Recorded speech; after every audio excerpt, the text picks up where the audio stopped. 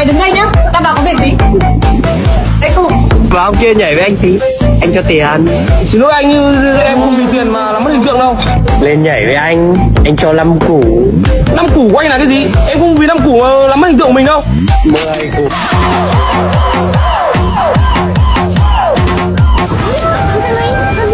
Mọi người đang ăn như thế, nhảy mất hình tượng. Ơ, nhảy thì làm sao? Nhưng mày không thấy bao nhiêu người đang ăn thế này à?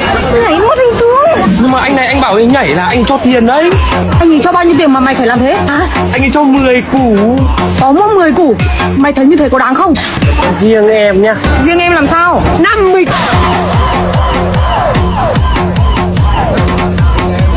Trông kìa.